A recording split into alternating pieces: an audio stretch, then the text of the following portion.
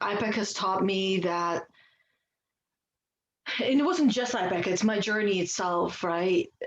Paying attention to the language and to the words that we are using in inspirational speeches, where we're saying something really inspiring to a person and use words that are not inspiring, use words that actually instill doubt and fear and hesitation and resistance, and and and that is how we ourselves have been programmed. So through IPEC and through other courses and programs I've gone through, I've reprogrammed myself in a way where now I hear it, and if I'm able to help that individual by pinpointing the words that have been just said to me, because that's the boundary I set for myself and with people that I'm with, that if I hear something that is not okay, I allow myself to speak up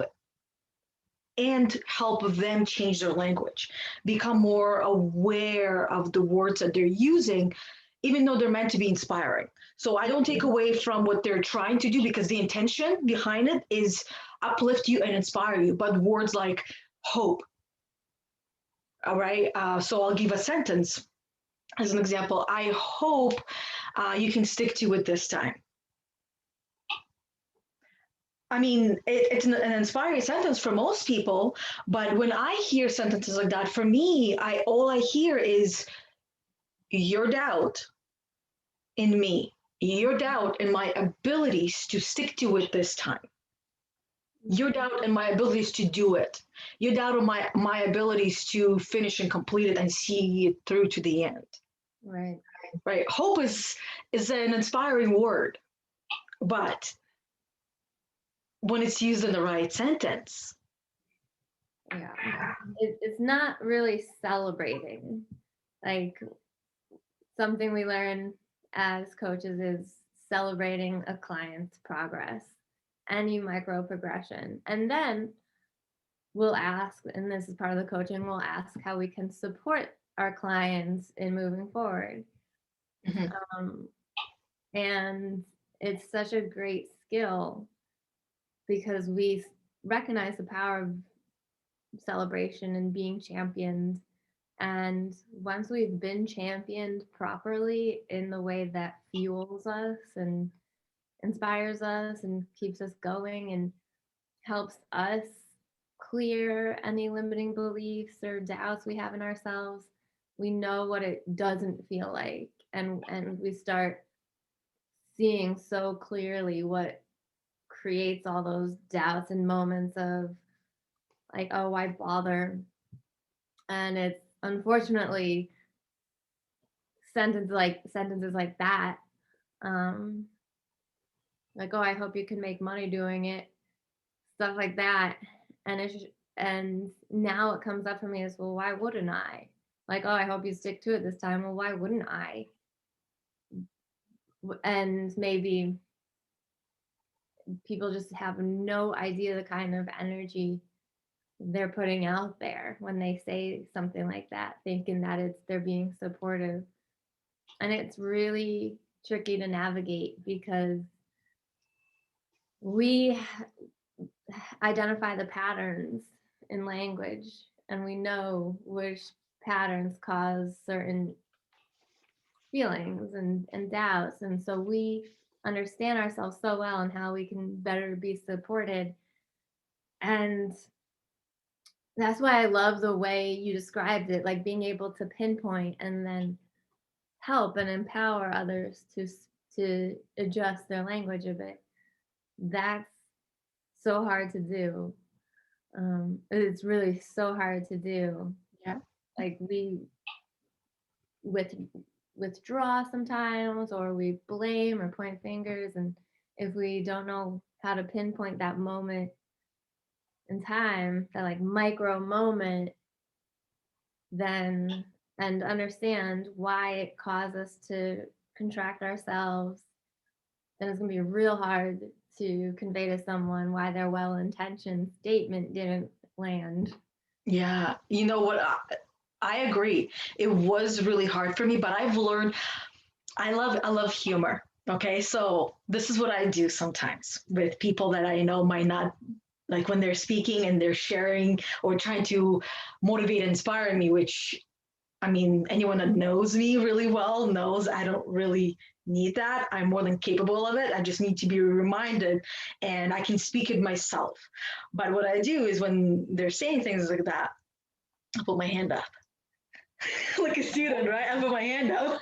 It's like, what? We have something to say, right? And it turns into this, like, it's a little funny. But then I depending on the situation, but typically I tell them, I know what you're trying to say, you mean well, it's coming from a place of love, you have that intention behind it. I understand it, but there is one word or two words or whatever words that, however many words were in there, that I cannot get past because I understand the true meaning behind them. And the way I understand the true meaning behind them is because I've lived through it and I've been able to identify those trigger words for me and what they cause me to feel or how those words make me feel. I know that you might not be aware of those words, but I wanted you to understand how they come across to me, right? Mhm. Because my ears have been trained for that. And then I explain to them, tell them the words and explain to them those, the meanings of what they do. Not that they do to me, right? But how they cause me to feel. And then ask them to think about different words that they would use instead. Instead of me giving them the words, I ask them to give me the words that they would use instead in that sentence. It's like a little coaching moment. Of course, some people might be like, oh my God, there she goes. There's the coach. Well, if you don't like it, then here's the door. And it's not as simple as there's the coach. It's you're a sensitive being. Like empaths came into this world as sensitive beings, or came into a harsh, fearful world.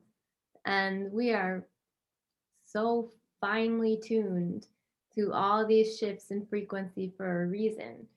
Yep. So what you're doing there is like literally your job as an empath on earth.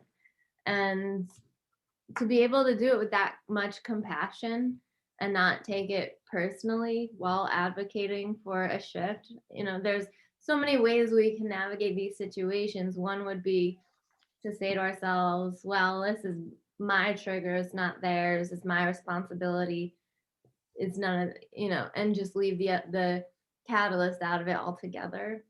Mhm. That doesn't necessarily shift a pattern that has been occurring with someone who otherwise would actually like to learn how to support us better.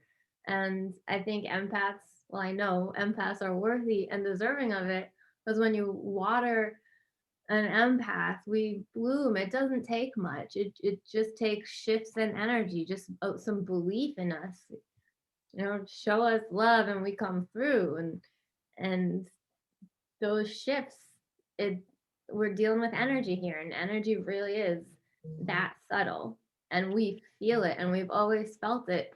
So being able to access those coaching skills and coaching tools is empowering for all empaths everywhere, and all sensitives, and children, and anyone who wishes that they could advocate for an adjustment in language to feel more emotionally and spiritually and mentally supported.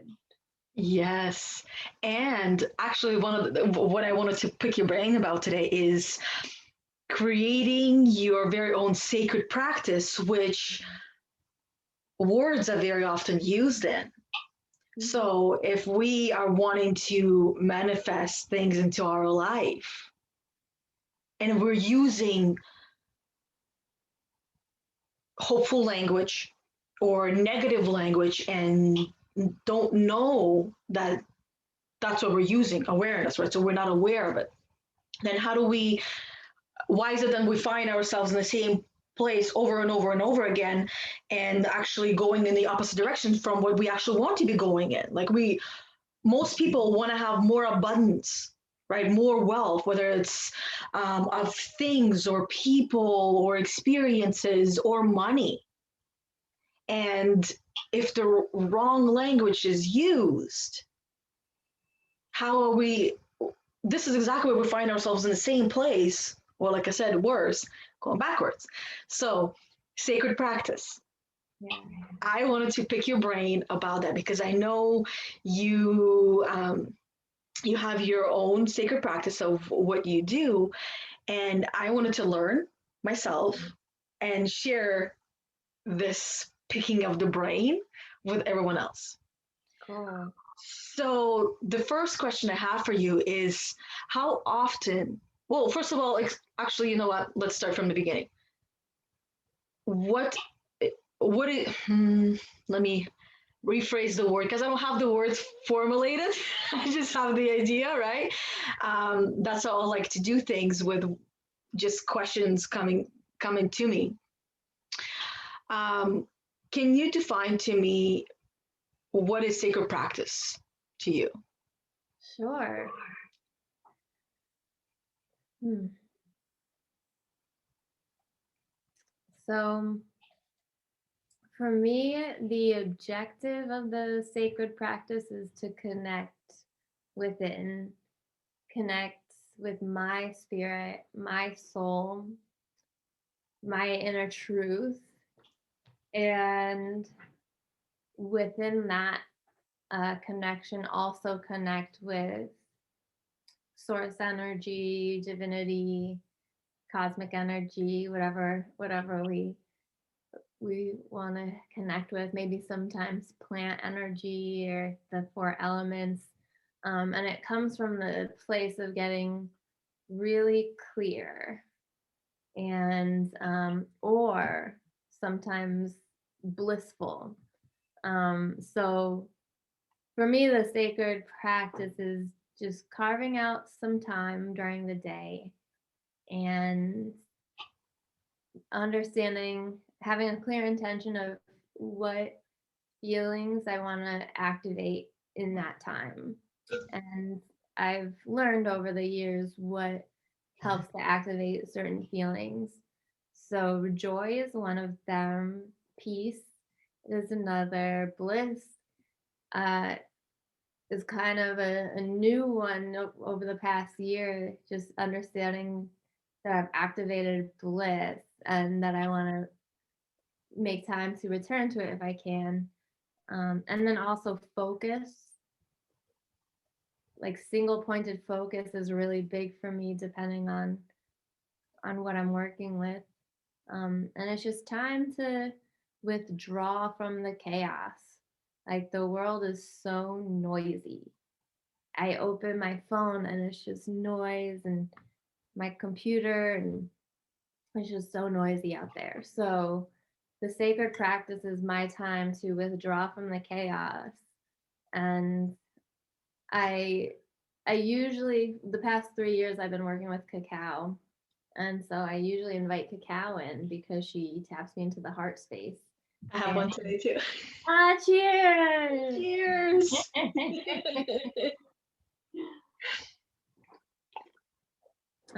Yeah, and she brings me into the heart space, which is, for me, it's just the purest form to sit and practice with. And it looks, what it looks like, I usually, it'll be on my yoga mat unless we're here. Like I also consider this Zoom with you as part of the sacred practice. Like it's a Oh, ritual and we connect. And it's been that from day one. I show up to these Zoom calls with you, and ideally we'd be sitting in person, but we've never even experienced that. And yet, right. I feel this deep, intimate connection. And yeah, that's really what sacred practice is connecting with intimacy, like within and to all of creation. That might sound, it I've been developing a sacred practice for a while now, so it might sound kind of like out there when I talk about that, like intimate connection with everything and everyone. But it's that like expansion of the heart space that's just like purifying. It's a place to alchemize any stagnant energies from the day or from the night before, like whatever is lingering. When we're in sacred practice, the space, the container that we make is so safe and so expanded that any dense frequencies have no choice but to expand because the container is so wide.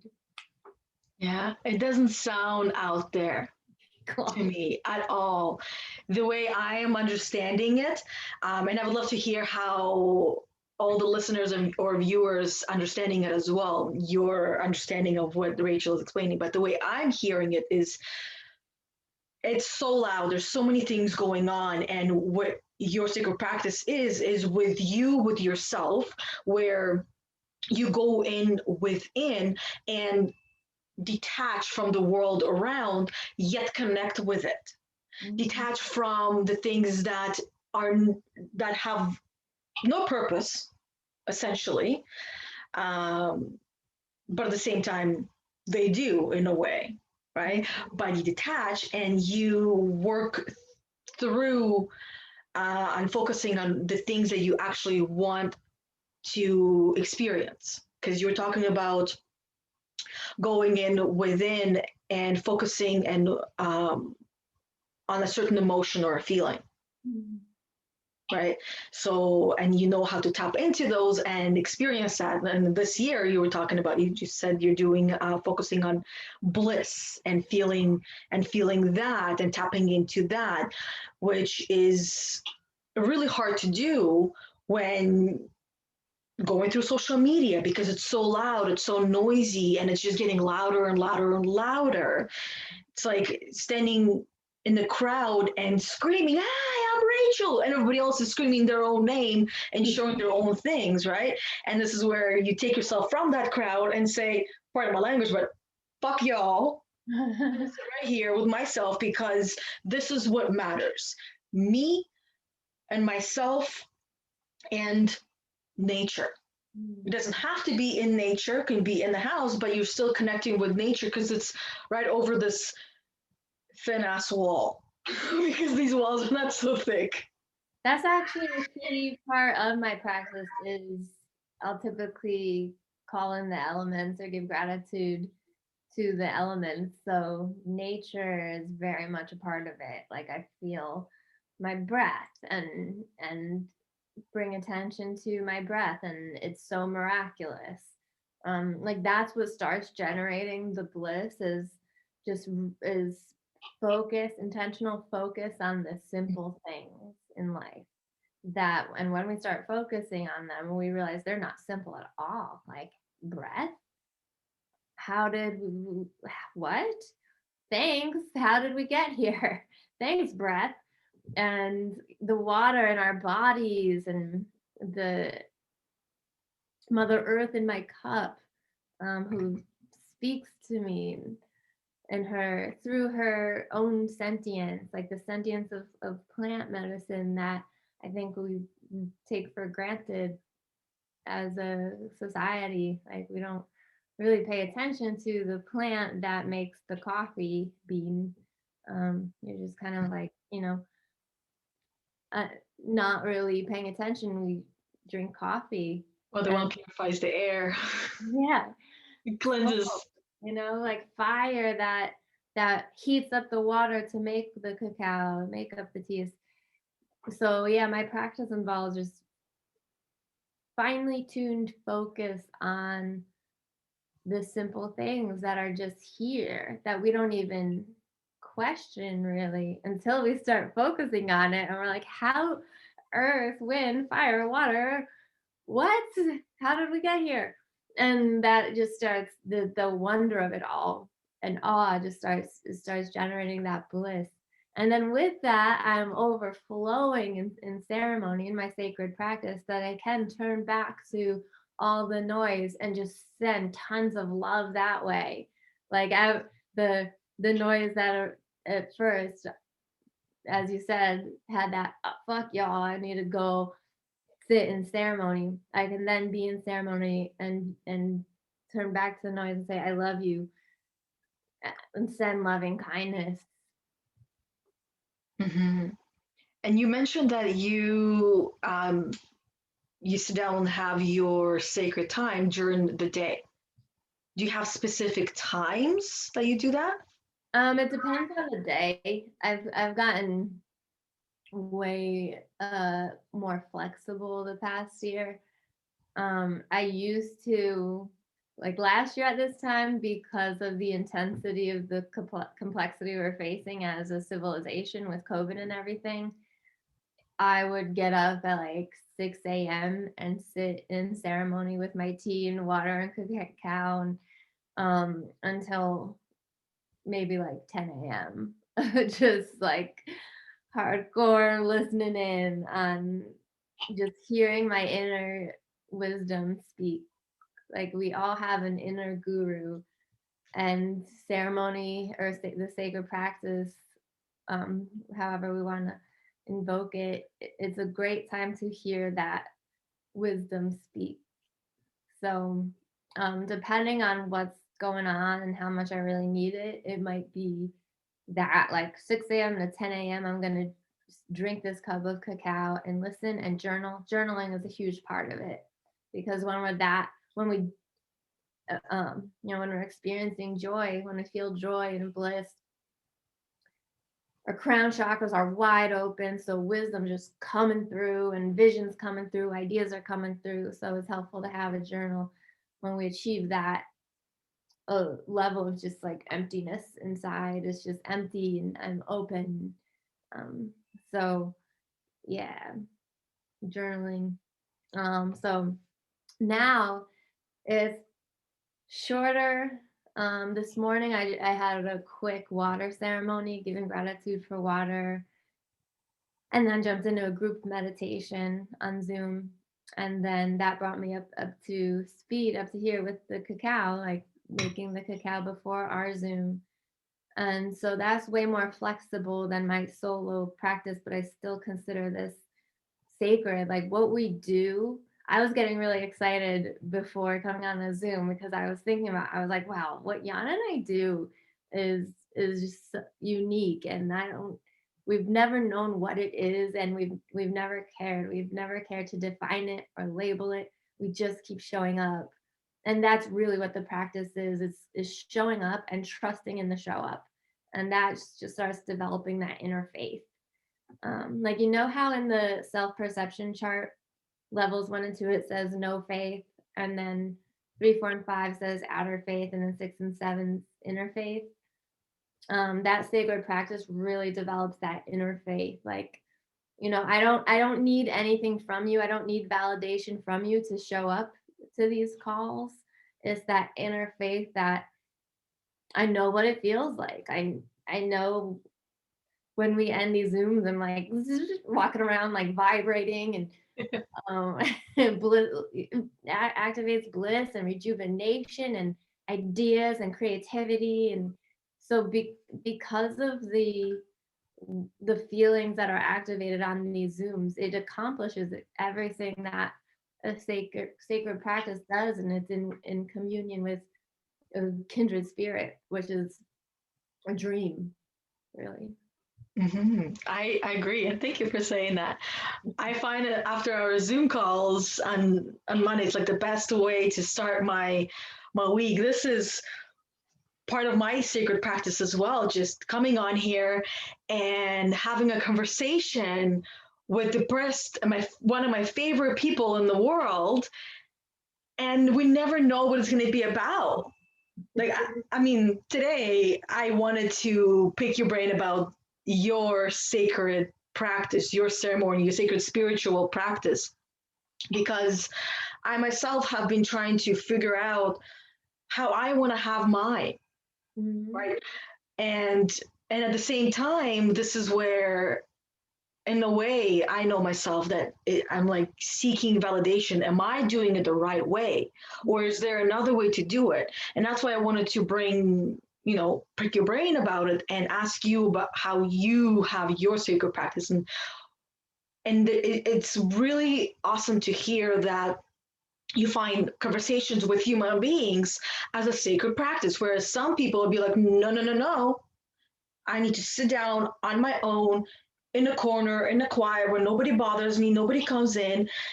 Because for me, sitting down with my kids while they're playing their video games and just like, and just snuggling with them and petting them. Oh, my daughter loves when I pet her hair, right? Scratch it. To me, that's a sacred practice because I get to connect with my two favorite children. Yes. My favorite daughter, my favorite son, and that's why when they say, "Mommy, I want a brother or I want a sister," I'm like, "No, we can't," because I can't say my favorite son or daughter because you know it might be two girls and two boys. Um, and what else? You were talking about how you can spend 4 hours, or how you used to spend 4 hours in in ceremony. And the questions that were coming through for me is, oh my God, how can you sit there in one spot for 4 hours and not do anything? Right. And then you were answering a little bit how you journal and you have your drinks and you have these things. Yeah. But I want to hear more about it. This is actually so synchronous because while I was making my cacao, I had a topic in mind that I wanted to talk with you about because people have been sending me messages on Facebook asking as how if I have any ideas or advice or anything, how mothers could start developing their spiritual practices. And I thought, well, I don't really, because I've had the luxury of sitting for 4 hours and or like being kind of checking out for 4 hours, and I can't. I don't know, maybe some moms can, but I don't necessarily see that as being realistic. Yeah. So yeah. So I was gonna ask you, I mean, we're so aligned, but yeah, so within that time, I also, something that taps me into bliss is just dancing. So I love, like last year at this time, I was living at my parents' house. We're all quarantined together, and I would set my yoga mat up right on. There's like some, well, it's a bluestone patio right in front of the garden, like the herb garden. Yeah. Herb garden was my baby. I started working on it as soon as the ground thawed. And so that became, so having, I would bring these two mugs that were, these are also part of my sacred practice. They were made by someone local to my hometown. And I went, I've seen her mugs. Yeah, I love them. yeah, picked them out at the studio. And so that's also like everything super intentional. Like my lighter is from my friend Laura. She owns the company Healing Rose, and so yeah. So something that I love is that taps me into mysticism. Like there was one point during my sacred practice where I was like, why dance? I was listening to reggae and I was just completely surrendered, and I was traveling, journeying to these different times and spaces. And it was interesting because the question that I went into that ritual, I was like, why dance? Why does it dance? Like, why? I was recognizing times in my life where it's always been dance. Like that's been my fortress, my sacred Mine place. too. Mine too. And then so I was there like dancing to reggae with that question, and the thought form, whatever you want to call it, where when you hear that wisdom comes in, and then when it comes in the form of language, it came through, and it was like, because, my dear, you're a mystic. And I was like, oh, okay.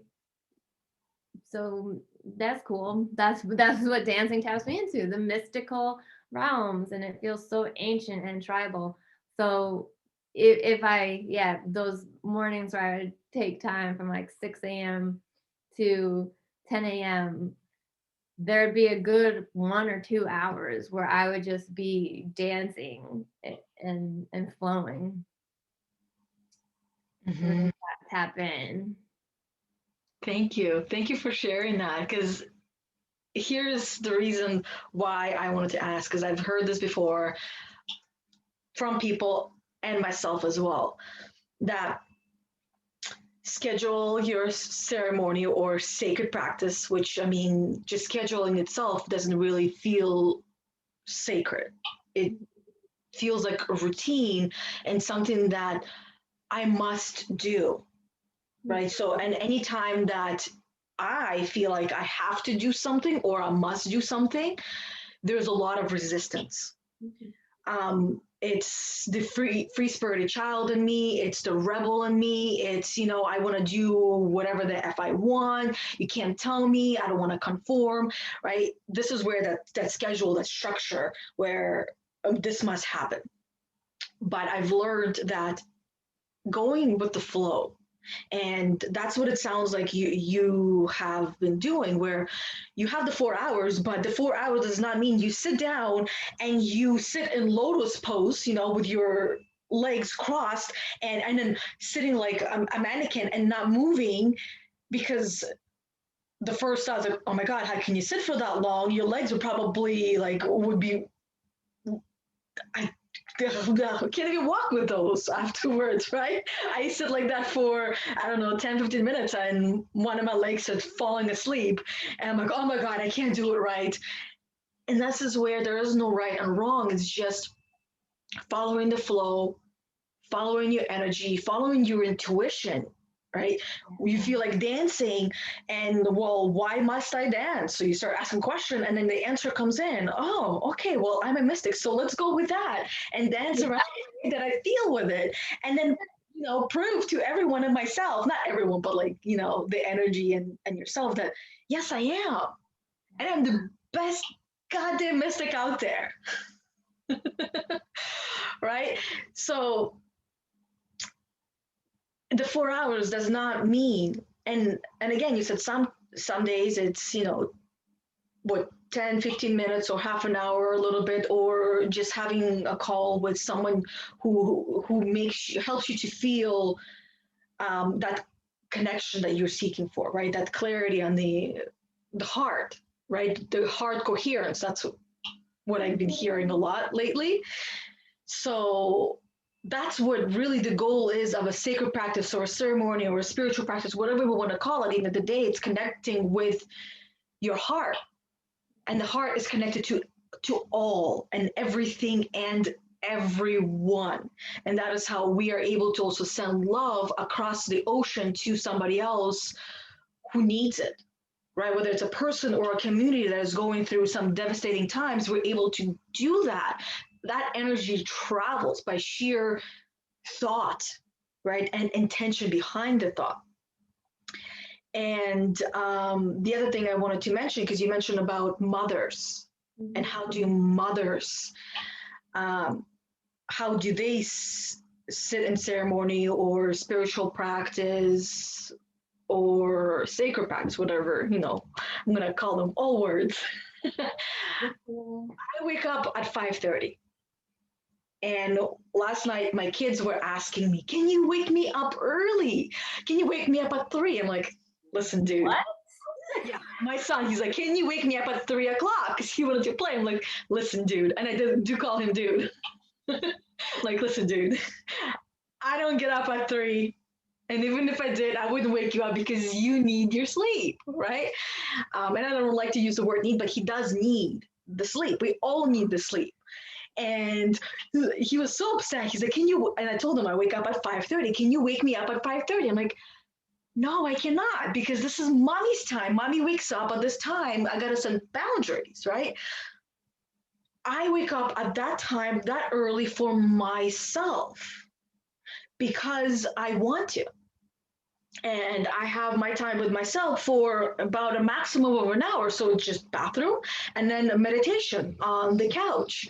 Sometimes I turn the fireplace on, but I like to lay down flat on the couch because I've learned that that is when we are the most open, when we're just laying down flat, right? So, and anyone who's listening or watching, if you have a very negative partner or an energetically unbalanced partner and you're sleeping in the bed with them, you might find yourself waking up in the morning because of that energy exchange, especially if you lay flat on your back and you sleep on your back. I'm a side sleeper, but the nights that I sleep on my back and my husband hasn't done meditation, hasn't worked through these things, I take that on and I wake up and have panic attacks. It's very, very rare now, but it happens. So this is the time when I go in deeper and I work through it and I uncover that it's not mine and I give it back because he's more than capable of dealing with it on his own. And then I send love, right? I don't want to hold on to it and work through it because it's not mine to work through. So I give it back. And then I send love to help him work through it on his own. So by the time that he wakes up, it's usually around 6 in the morning. Then he is already feeling better because I've done the work and I've sent love to him. But that's my my practice, right? And it's about like half an hour to 40 minutes of meditation to whatever I have saved on my YouTube.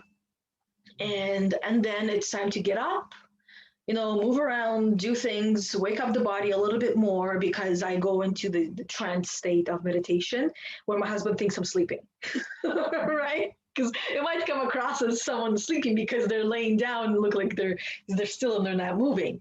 Um, and then throughout the day, I would like to sit down and do more of the centering and going within and focusing on the heart.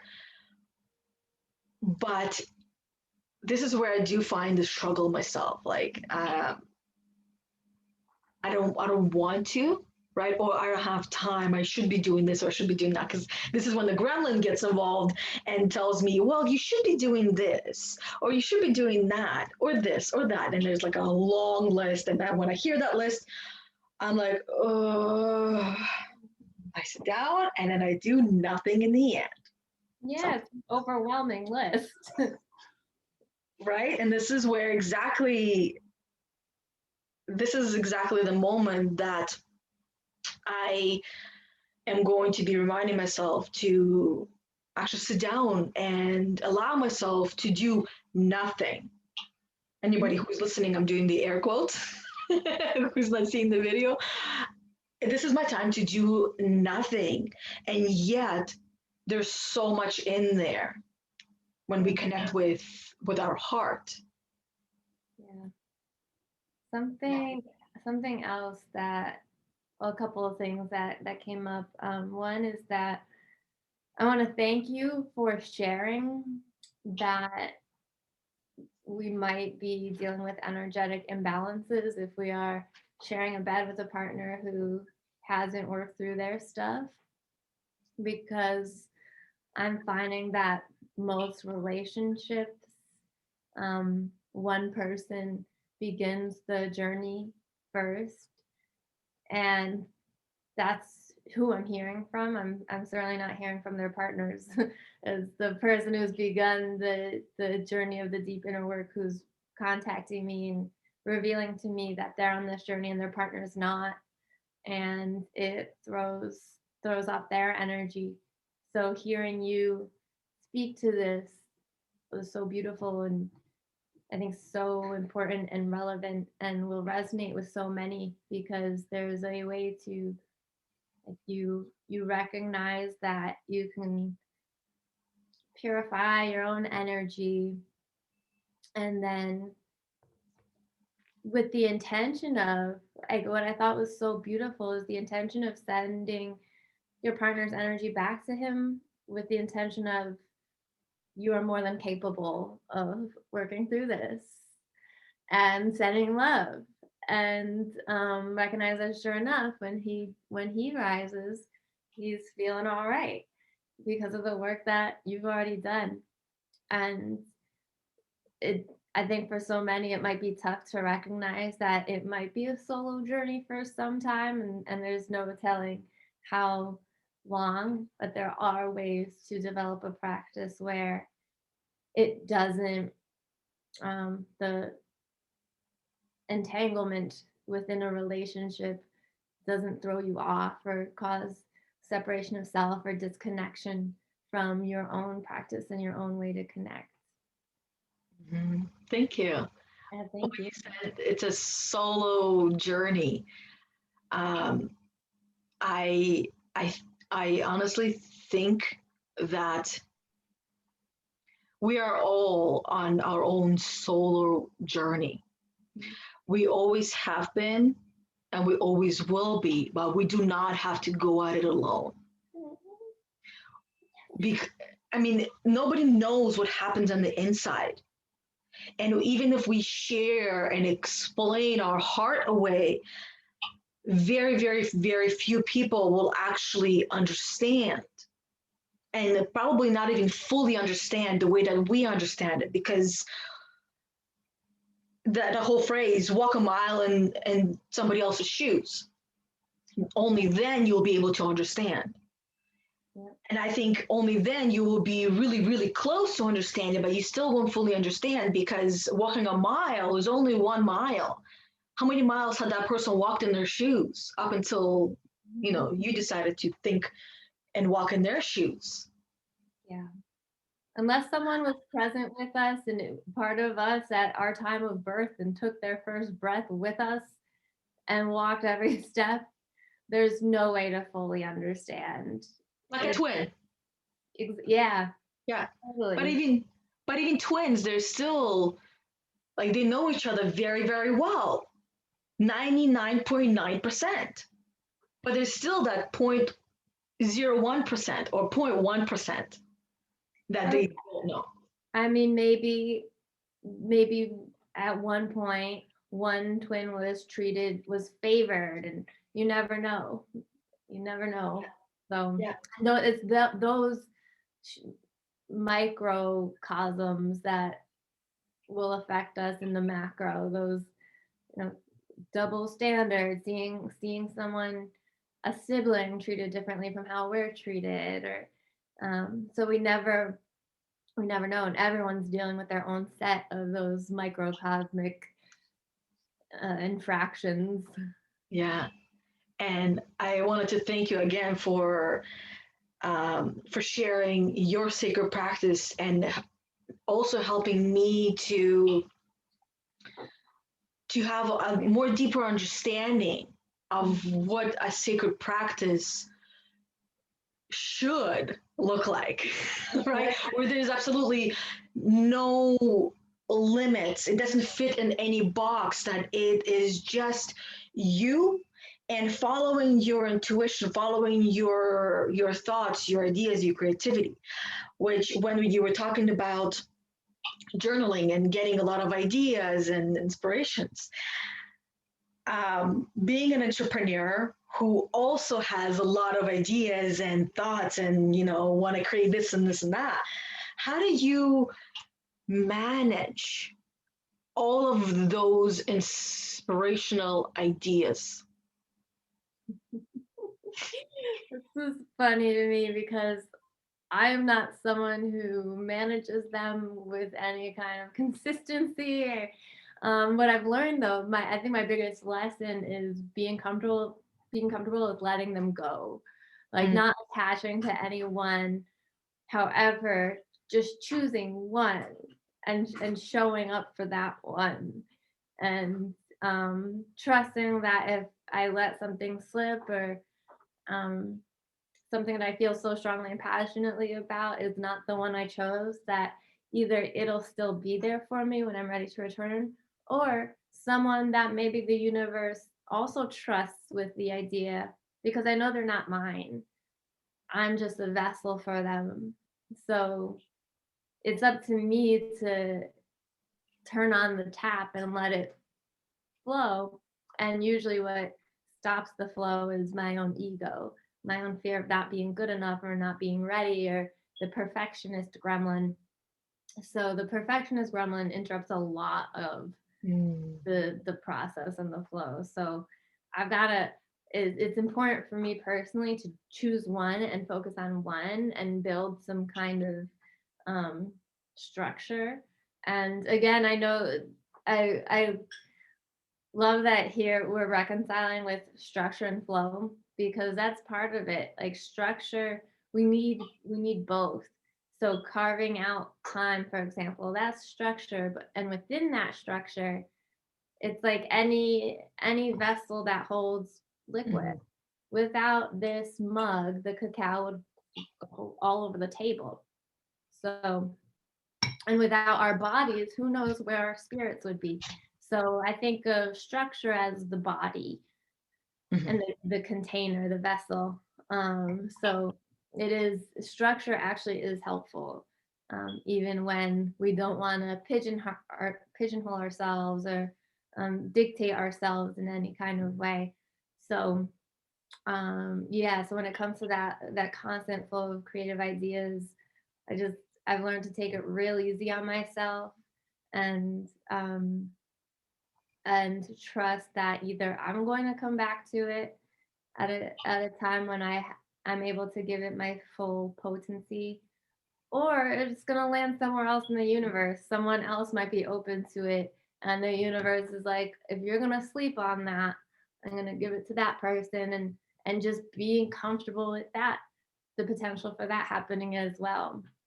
That sounds very simple, and yet I have a feeling it was not simple to begin that journey of detaching to or attaching, yeah, detaching from all of those creative ideas that you have.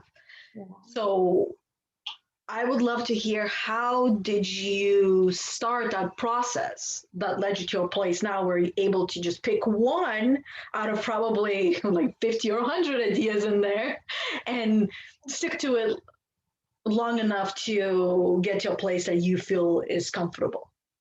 Hmm. Hmm. Huh.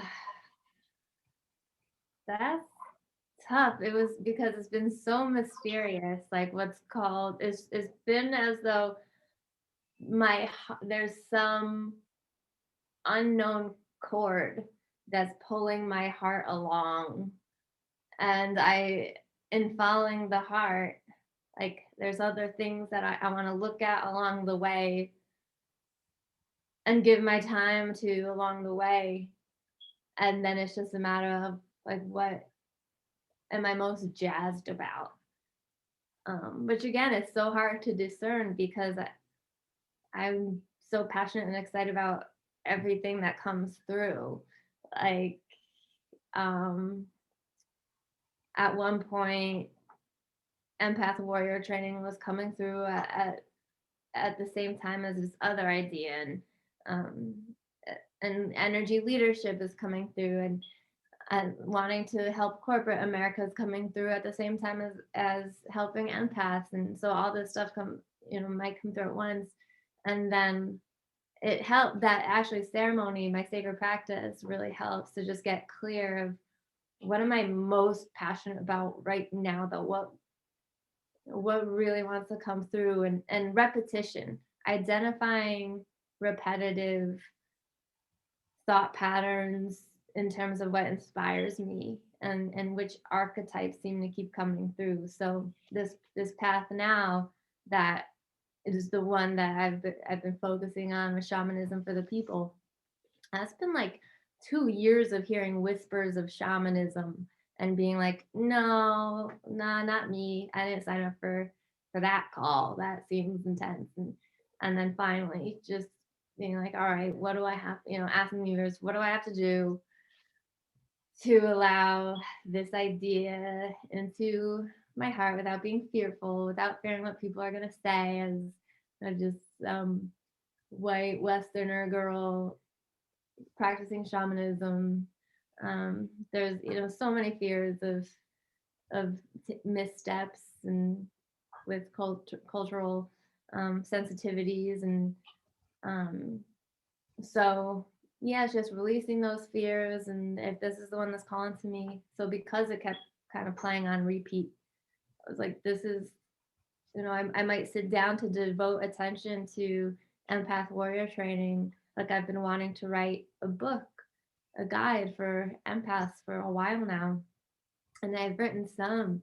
And then these like other flashy things that redirect my attention. So then I follow shamanism, and then I realized that it's the same. Being an empath and a shaman, like it's all the same. Is having that heightened sensitivity to all of life, all of creation, all of energy, and that's the same as I mean, it's all connected. Like we learn a lot about quantum physics when we study energy levels, and it's just all connected. So yeah, I don't know if that really answered the question. Yes and no. The answer that I heard was that you have a lot of these ideas and you really just listen to your heart to tell you which one is the one, right? Because you're talking about the pull, Yeah. the string, where you intuitively listen, because intuition resides in the heart. It's not in the brain, but the brain is just a translator. And you just intuitively following your heart and listen to your heart, pick which one, and you follow it until you find you have a pull in a different direction, and then listening to that, you recognize that it's all connected. It's just a different path Yeah. explore, or a different path to add to this journey that you're on, to this big goal, big dream that you're following and going after. And these are little paths that take you off, but they're not really taking you off. They're just adding to the main purpose that you're going after. Exactly. Yeah. It's like um it's still in alignment. It's just like some things might not be clear of how they align. And I guess if someone wanted more definition or structure, is we could always make lists. Like in the beginning of my practice, making lists of either desired feelings or values or archetypes, quotes I like, that helps to sort of design uh, a path of alignment. So, like I mentioned, shamanism. Well, the medicines kind of led me to following different people on social media and watching their experience of shamanism and resonating with it. Um, we talk about feeling things on the molecular level a lot, and when I come into contact with something it appears in my vision or ears, wherever it comes through, I'll feel a certain way. Like my cells feel like they're recrystallizing to match the frequency of the information coming in, and I'm like, this is my truth. And so when that happens, I understand that there's significance there, there's meaning for me. And then I don't necessarily act on it in that moment, but I'm aware. Like this catalyzed, this activated something. This activated, whether it activated intimacy or authenticity or alignment, something, passion and connection. I just, I'm aware. And then I remain open to any synchronicities. So if something else comes up and it's thematically similar, I'm like, here we go. I see a theme now. I see a pattern. And that's kind of how it's mysterious, and it requires being open, so open and receptive to the synchronicities of the universe. Um, and it leads us. It's like a trail of breadcrumbs. Mm-hmm. Yeah. And as you were talking about intimacy and connection and following breadcrumbs, it reminded me of the documentary I just watched called Strip Down, Rise Up. I think I might have mentioned it to you. And that for me, that was a documentary that not only I felt like it cracked me wide open and helped me to understand this distorted and messed up body image that I have of myself, but it helped me to connect with myself. And it helped me to feel connected with myself and with Earth, like with Mother Earth, where when they're talking about stripping down, they don't mean like completely fully naked, right? But then why not, right? Why not? And that is something that can be part of our sacred practice. So I'm going to share something with everyone right now that even my husband doesn't know. But that is one of the sacred practices that I started doing where nobody's home and I turn the fireplace on in the living room and I close the blinds so it's nice and dark and I feel like it's, nighttime. And I turn music on and I just dance with myself with nothing on.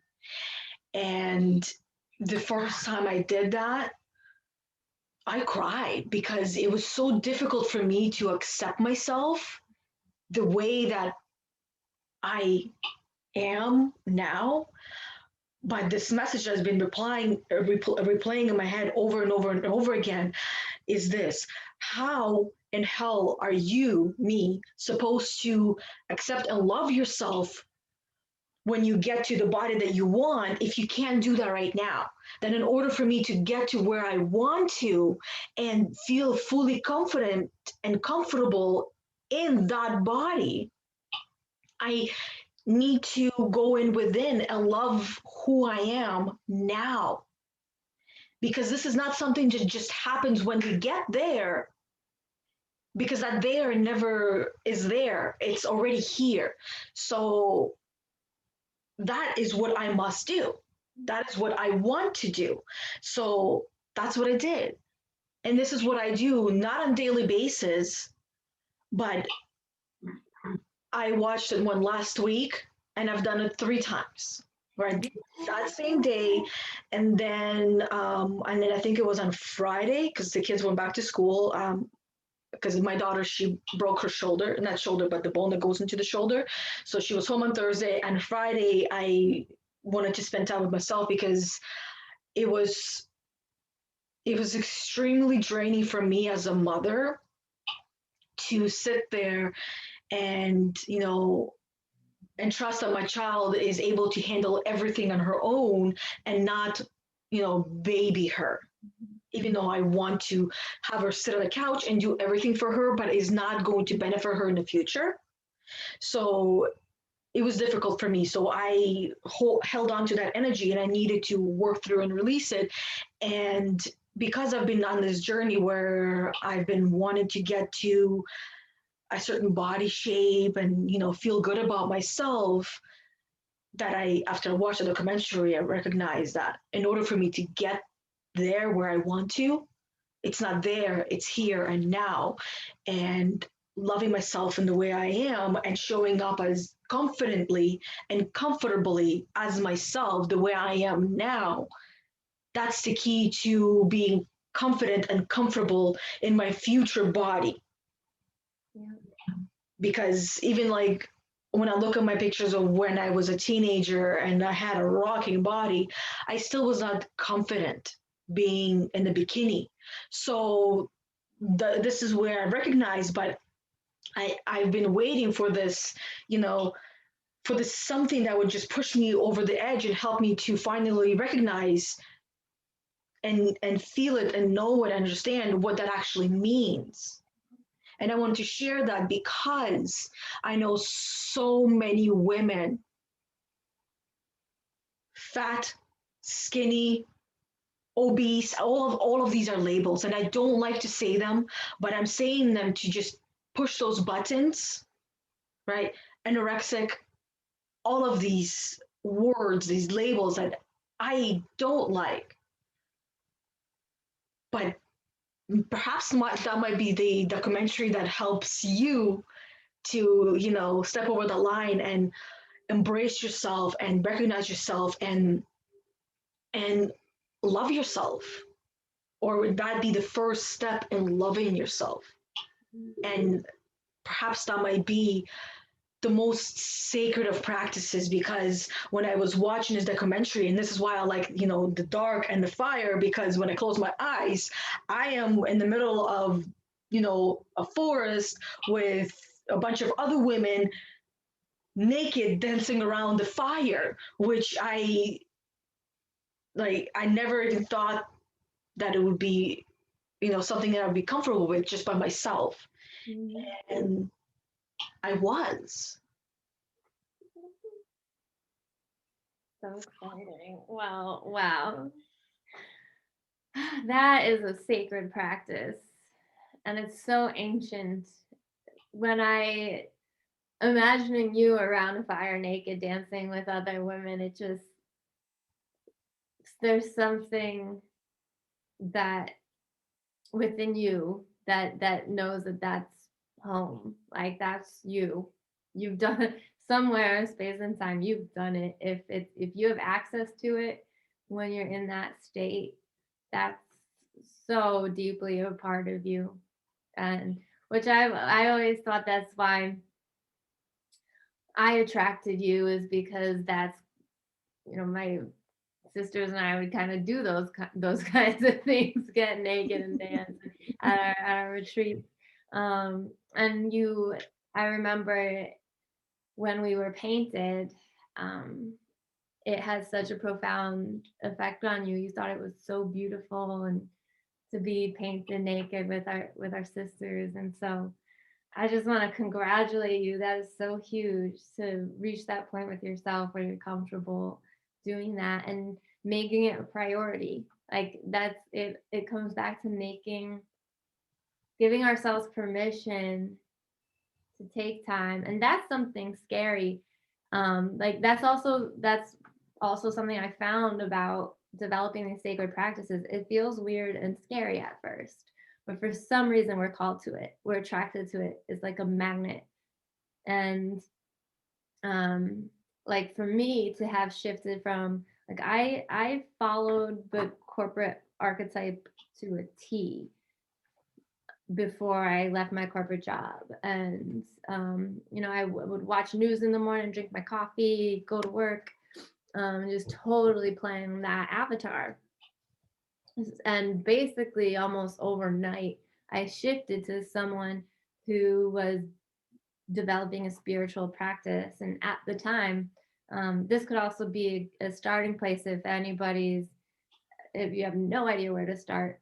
I started first with oracle decks, just sitting, getting real clear, holding an oracle deck to my heart and asking a question.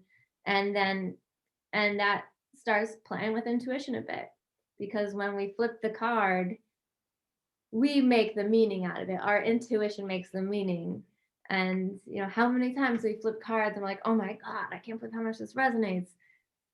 But it's because we're understanding the deeper meaning for ourselves, and is a practice of divination and connecting to that intelligence of the highest order, however it comes through. So that could just be a simple place to start. And really anything like that, where we're actively engaging our intuition and some intelligence that connects us all. It might feel weird and it might feel scary. And then as you grow and expand, like to do what you're doing, like dancing in front of the fire like that, that is a place deep within the universe, real deep. And it can be so scary because it's like jumping into a black hole. You don't know what's awaiting you on the other side. No. And honestly, what really got me to do that was another thought that I heard while I was watching and while I was hyperventilating and crying hysterically, because it brought up a lot of stuff for me. And I was just like jotting things down, pausing it so I don't miss anything, and just jotting stuff down. And I was resisting to write things down in the beginning. So I only started doing it like halfway through. Um, but the thought that came into my mind, which I have a feeling that most of us had, because it's not just my thought, all of us were born naked, and we were dressed very quickly, minutes after we were born, and covered so no one sees, and we were hidden. And no other species on this planet does that. And we, as women especially, we like, and I wrote it down because it was actually a quote that was said, and I broke down after that too. I'm like, this is exactly why I've actually put on the weight to hide myself. And this is what she said: biggest obstacle for a female is the male gaze,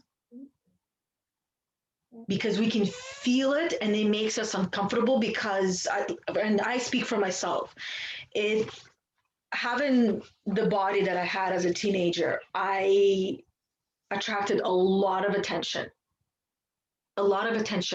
and I loved it, but more so I hated it, and it made me uncomfortable, because I could feel that gaze, and I could feel like I am an object that was not respected, that was not valued, that it was just what they were seeing is a mannequin, and that they couldn't see past it, that there was something much more deeper to me than my external appearance.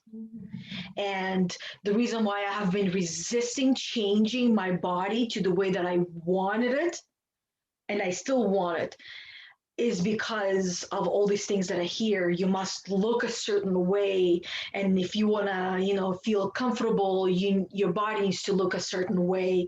And I know it's not you that you don't want to be this fat person, that you are actually wanting to be a thin skinny person, and many things along those lines, where it's other people's assumptions and interpretations and what they think that we all must look like, this cookie cutter Barbie doll kind of a look. And it's a lot for all women. Mm-hmm. And having a daughter, I hear that from her. Do I look good in this? Right?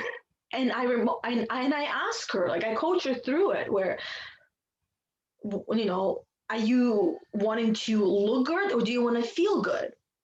Right? What's more important? And having a conversation with her and getting her to a place where I don't care how I look, it's how I feel. Right?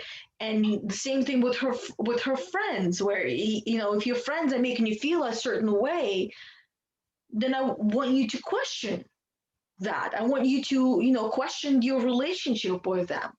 Are they helping you, or are they pushing you in a different direction that you might not want to go in? And it's important.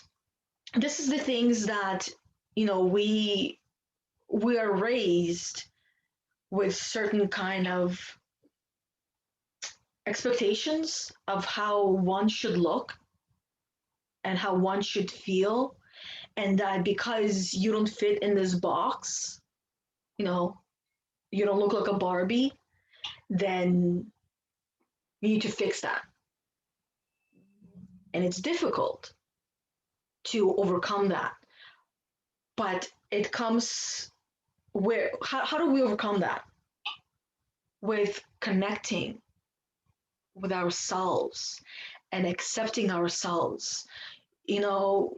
Whether you want to dance naked or whether you want to dance in your clothes, look in the mirror at yourself as well. And not in the gross way, because this is where I would look in the mirror and I would be grossed out by by myself, of myself, where how could I allow myself to get to this place and beat myself up? And then that record starts replaying. Whereas, no, I'm beautiful the way I am. I'm meant to be the way I am right now for many, many reasons. And I can ask myself why those reasons are, but only listen to the ones that are inspiring. Because in order for me to fully get to the place of confidence and self acceptance and love, I must learn how to accept and love myself now and the body that I'm in and not feel ashamed of it. There are many women out there who have different types of shapes of body, and you can see they love themselves and they are confident. Why can't we have that? They probably have some kind of a sacred practice that they do that they might not even be aware of that they're doing that. Yeah. I mean, I'll ask everyone who is watching or listening, what sacred practice might you be doing that you're not aware of that you are? I love that question. Right? Yeah. Think about it, because there are some sacred practices, some ceremony that we're doing, some of that helps us to connect and just feel love. Oh, yeah. Feel love, and I also find a lot of self forgiveness in that practice, and then forgiveness for all. Yeah. Um, wow, that's so beautiful. I would actually love to pick back up on this topic, like exactly where we're trailing off, because there's so much in there. And I think this is the beginning of some really beautiful work, um, for us as a collective of women. Yeah. Like we're It is. getting, yeah, like we're getting back to our divine feminine roots, and it's we can do this together. We are doing it together. Yeah. And weird, because this is what I was thinking of myself. I'm so weird. How Yeah. weird is it of me to be naked in my living room with the fire? That's so weird. And I'm like, but weird is exactly what makes us all unique. Weird is in. Weird is the best thing that I can actually be. So I love my weird. And my Yes. kids know that. They'd be like, Mom, you're so weird. And you know, that's the best thing about you, your weirdness. I'm like, you guys are so weird too. And I love the weirdness. Yes. Last spring and summer, that was one of my mantras to chant up. Let's get weird. Like, come on, that's where we connect. Let's get weird. My weird wants to see your weird and connect with your weird in whatever practice that looks like, whatever we're doing. Like, when else are we going to? If not now, when? No, like one day we'll be in our 80s and we'll be like, man, when I was in my 30s, I was so beautiful and young and vibrant. I should have been dancing naked around the fire. So let's just Yeah. do it now. Yeah, why wait? Why wait to do it later when I have this body? Because that's what I was thinking as well. Even when I was watching it, I'm like, when I get this body, I will dance naked. I'm like, no, no, no, no, no. The coach in me is like, well, why wait? Yeah. And then I started answering, well, I'm waiting because I'm not confident, I'm not comfortable. Well, are you going to be then? No. Why not? Because it's a skill, it's practice, it doesn't just happen. Okay, well, how are you going to get there? I'm going to get there by practicing. Well, when is the best time to do that? Now. Okay. Yay. So strip down and then snake it. Yeah. I mean, something that helps me at the moment is reminding myself tomorrow's not guaranteed. So why Yeah. not today? Tomorrow doesn't, tomorrow's not, it's not guaranteed. That the future body's not guaranteed. You Yeah. know?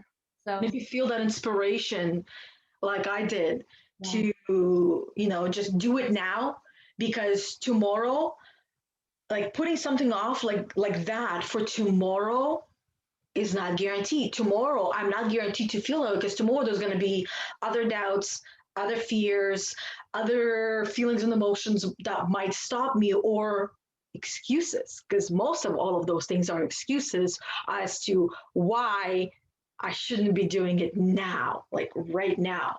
Yeah. So if you feel called to do it right after you watch or listen to this podcast, do it. Do it. And we would love to hear how that experience went for you. Like that alone, right there, to me, I've done others, um, spiritual, sacred practices, but to me, that one was the most spiritual I had felt in my whole life. I've never done that, and it was so uncomfortable, but for a moment. It's just ego death. It doesn't hurt very long. You get through it. Ego death, and then you're alive. And it wasn't even that uncomfortable, because when I'm talking about like it was that uncomfortable, I've had very uncomfortable moments where I would be like profusely sweating and like burning in the face. That's very uncomfortable. And it was not like that. I was actually like for a split moment where, oh my God, somebody might see me naked. And then I'm like, well, maybe they'll be like, oh wow, she is confident as F. And be like, oh, Exactly. you think I'm confident? But I'm not. Like I am and I'm not. And this is what I've like little by little I'm trying to figure out, what do I offer people as a coach? Confidence is one thing. And in order for me to help others with confidence, I got to uncover it myself in the most uncomfortable places, like being naked when you don't like yourself or the way you look right in the mirror. So huge. So yeah, I feel like you gotta go to the bathroom. You can tell I'm in my bathroom dance. Chris is in there now. I heard Chris go in, and I hear him laughing. I heard him going. I was like, "Fuck." My husband and I, when we both have to go to the bathroom, we have 3 bathrooms, but it's fun when I gotta go pee and he hears me and he starts running and I run in and I'm little and sit in the toilet like, I got here first. I'm jealous of that 3 bathroom situation right now. Yeah, but not when you have to clean them all. Well, anyways, I just wanted to, because now it's that time, I want to say thank you. Thank you, thank you, thank you for sharing your sacred ceremonial practice and the stories. I am sure everyone learned a lot, because I know I did. I took notes. Well, Taking notes.